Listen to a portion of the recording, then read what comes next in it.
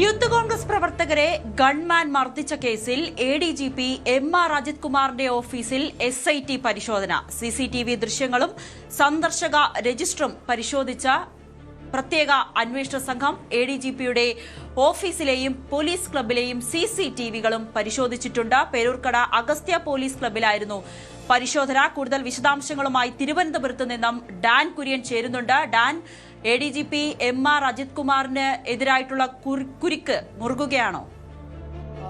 ഒരു തരത്തിൽ പറഞ്ഞാൽ അങ്ങനെ തന്നെ വേണം കരുതാൻ. കാരണം MR അജിത് കുമാറിന്റെ ഓഫീസിൽ നിന്ന് നിയമവിരുദ്ധമായുള്ള ഇടപെടൽ ഈ കേസുമായി ബന്ധപ്പെട്ട് ഉണ്ടായിട്ടുണ്ട് എന്നുള്ള മൊഴി നേരത്തെ അന്വേഷണത്തിന് നേതൃത്വം നൽകിയ ഉദ്യോഗസ്ഥർ തന്നെ പ്രത്യേക അന്വേഷണ സംഘത്തിന് നൽകിയ സാഹചര്യമുണ്ടായിരുന്നു. അതിന് പിന്നാലെയാണ് SITയുടെ ഭാഗത്ത് നിന്ന് MR അജിത് കുമാറിന്റെ ഓഫീസിൽ കൂടി പരിശോധന നടത്താനുള്ള ഒരു തീരുമാനം ഉണ്ടാവുകയും ഇന്നലെ പേരൂർക്കട അഗസ്ത്യ പോലീസ് ക്ലബിലെത്തി MR അജിത് കുമാറിന്റെ ഓഫീസിലും പോലീസ് ക്ലബിലും നിന്ന് CCTV ദൃശ്യങ്ങളും അതോടൊപ്പം സന്ദർശക രജിസ്റ്ററുകളും പരിശോധിച്ചത്. ഈ സംഭവം നടന്നുവെന്ന് പറയുന്ന സമയത്ത് സന്ദർശക രജിസ്റ്ററിൽ ഈ MR അജിത് കുമാറുമായി ബന്ധമുള്ള ഉദ്യോഗസ്ഥർ അവിടെ എത്തിയിട്ടുണ്ടോ, അതോടൊപ്പം ഈ റിപ്പോർട്ട് തിരുത്താൻ ആവശ്യപ്പെട്ട ഉദ്യോഗസ്ഥർ ഏതൊക്കെ തീയതികളിലാണ് അവിടേക്ക് എത്തിയത്, അതുമായി ബന്ധപ്പെട്ട കൂടുതൽ ദൃശ്യങ്ങൾ ഉണ്ടോ എന്നതടക്കമുള്ള കാര്യങ്ങളാണ് വിശദമായി പരിശോധിച്ചുകൊണ്ടിരിക്കുന്നത്. അങ്ങനെ തെളിവുകൾ കണ്ടെത്തുന്ന സാഹചര്യം ഉണ്ടായാൽ അത് MR അജിത് കുമാറിനെതിരെ ഒരു വലിയ തെളിവായി മാറും. അത് വലിയ വെല്ലുവിളിയാകുകയും ചെയ്യും അജിത് കുമാറിന്. കാരണം ഈ കേസിൽ ഇതിനോടകം തന്നെ അജിത് കുമാറിനെതിരെ 2 ഉദ്യോഗസ്ഥരുടെ DYSP ഉൾപ്പെടെയുള്ള ഉദ്യോഗസ്ഥരുടെ മൊഴിയുണ്ട്.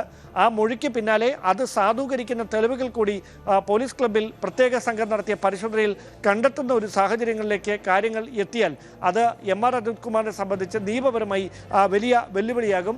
ഒരുപാട് ചോദ്യങ്ങൾക്ക് ഉത്തരം പറയാൻ അജിത് കുമാർ നിർബന്ധിതനാകുകയും ചെയ്യും.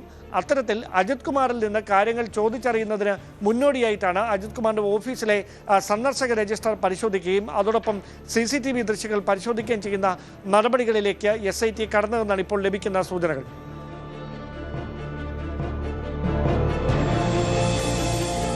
ഡാൻ, ഒരു കാര്യം കൂടി, അങ്ങനെയാണെങ്കിൽ അജിത് കുമാറിനെതിരെ തെളിവുകൾ ലഭിക്കുകയാണെങ്കിൽ അത് വലിയൊരു തിരിച്ചടിയായിട്ട് തന്നെ നമുക്ക് കണക്കാക്കേണ്ടിയിരിക്കുന്നില്ലേ?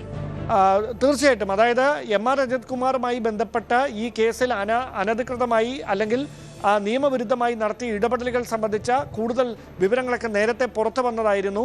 വയനാട് ദുരന്തമുണ്ടായ സമയത്ത് മാധ്യമ ശ്രദ്ധ ഈ ദുരന്തത്തിൽ കേന്ദ്രീകരിച്ചിരിക്കുന്ന സമയത്ത് ഈ റിപ്പോർട്ടിൽ തിരുത്തൽ വരുത്തി ഔദ്യോഗിക കൃത്യനിർവഹണത്തിനിടെ ഉണ്ടായ സ്വാഭാവിക നടപടി മാത്രമാണ് ഗവൺമെന്റിന്റെ ഭാഗത്ത് നിന്ന് ഉണ്ടായത് എന്ന് തിരുത്താൻ ആവശ്യപ്പെട്ടു എന്നാണ് അന്ന് അന്വേഷണത്തിന് നേതൃത്വം നൽകിയ ഉദ്യോഗസ്ഥർ തന്നെ ഇപ്പോൾ കേസിന്റെ അന്വേഷണത്തിന് ചുമതലയിലുള്ള പ്രത്യേക സംഘത്തിന് SITക്ക് മൊഴി നൽകിയിരിക്കുന്നത്. ആ മൊഴി ശരിവെക്കുന്ന തരത്തിലേക്കുള്ള തെളിവുകൾ കൂടി ഈ ഓഫീസിൽ നടത്തിയ പരിശോധനയിൽ കണ്ടെത്തുന്ന ഒരു സാഹചര്യം SITയുടെ ഭാഗത്തുനിന്നുണ്ടായാൽ അത് MR അജിത് കുമാറിനെ നിയമപരമായി കൂടുതൽ പ്രതിരോധത്തിലാക്കുന്ന ഒന്നായി മാറുമെന്ന കാര്യത്തിൽ ഒരു സംശയവും വേണ്ട.